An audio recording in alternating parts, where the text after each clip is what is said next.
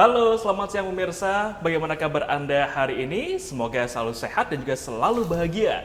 Senang sekali saya Oki Arisandi bisa kembali menyapa Anda dalam Speak After Lunch. Dan kali ini terasa begitu spesial. Selain karena memang di tanggal 10 November diperingati sebagai Hari Pahlawan yang juga menjadi salah satu momentum spesial bagi bangsa negara Republik Indonesia. Nah, di tanggal 10 juga dikenal sebagai Hari Pertempuran Surabaya yang juga tercatat dalam sejarah penting bangsa Indonesia. Bukan tanpa alasan, karena di tanggal 10 November 1945 terjadi pertempuran besar pasca proklamasi kemerdekaan Republik Indonesia.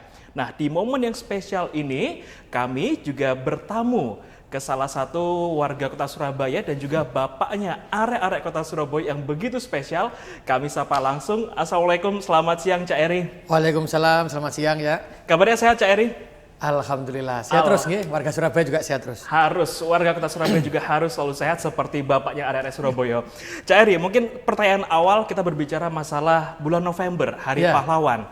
Di mana saya mengerti betul bahwa di Hari Pahlawan, terutama di tanggal 10 ini, sepertinya kota Surabaya memiliki banyak agenda. Mungkin boleh sedikit diceritakan, Cak, ada agenda apa saja di kota Pahlawan, khususnya di bulan November ini? Agenda di Surabaya kita mulai tanggal 6 kemarin ya, ada parade juang. Setelah itu tanggal 9 kita ada ke Taman Makam Pahlawan, mengenang jasa para pahlawan. Upacara bendera, upacara 10 November, yang di situ juga ada teatrikal terkait dengan cerita perperangan Surabaya. Insya Allah nanti malam juga kita akan bersolat bersama dengan Habib Syekh untuk berdoa untuk kota Surabaya dan untuk 10 November ini untuk mengenang dan mendoakan para pahlawan. Amin, siap. Nah, kalau tadi Cak Edi sempat mengatakan mengenang jasa para pahlawan, kalau yang menjadi refleksi terbesar di Hari Pahlawan teruntuk pemerintah kota Surabaya, apa refleksi terbesar ya, Cak? Refleksi terbesar adalah saya selalu mengingat bagaimana tujuan dari para pahlawan. Pahlawan itu berjuang tanpa melihat harta, kedudukan, jabatan, suku, ras, dan agama. Hanya satu tujuannya adalah merdeka. Untuk mendapatkan sebuah kebebasan, untuk kita berekspresi, untuk kita mencapai kebahagiaan. Merdeka dari penjajahan, itu refleksi yang saya ingat betul. Disitulah maka hari ini kenapa saya harus mengingatkan orang Surabaya kembali semangat pahlawan ini, karena hari ini kita harus merdeka.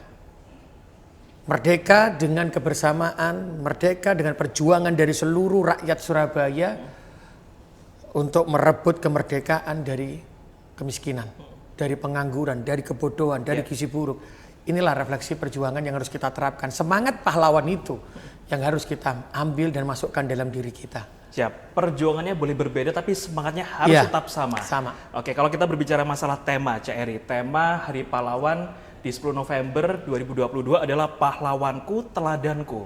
Ya. Apa pesan khusus yang ingin disampaikan Cak Eri kepada warga kota Pahlawan melalui tema tersebut? Pahlawanku, teladanku.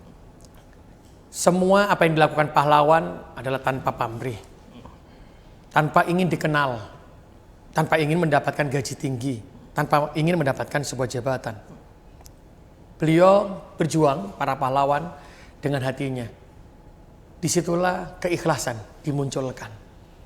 Maka teladan bagi kita semuanya adalah semua perjuangan harus dilandasi dengan akhlakul karimah dan keikhlasan.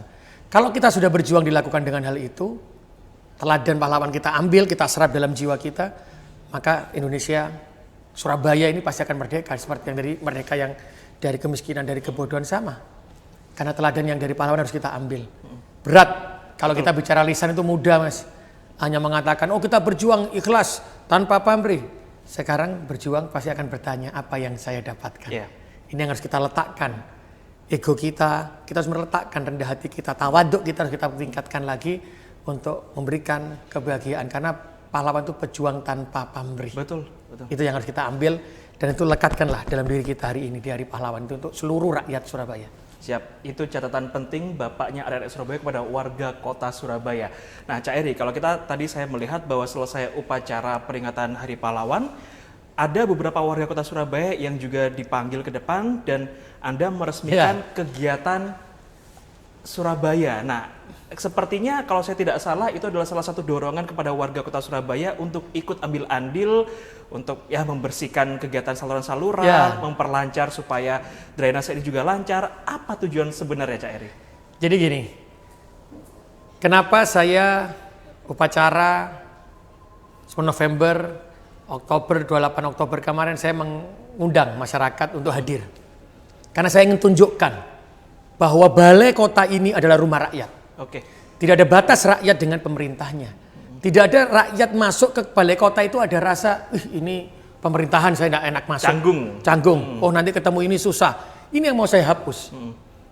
Sudah cukuplah negara kita ini menjadi, kalau Surabaya ada batas dengan masyarakatnya, ada rasa katanya masih ada batas, ayo cukuplah itu. Silakan masuk, sehingga saya undang ke dalam balai kota ini, hilangkan rasa itu. Karena rumah ini, balai kota ini adalah rumah rakyat, rumah aspirasinya rakyat. Jadi kalau ada rumah aspirasi di mana? Ya di sini. Karena inilah tempat perjuangan kita, rumah kita untuk merebut kemerdekaan dulu. Disinilah, di balai kota ini.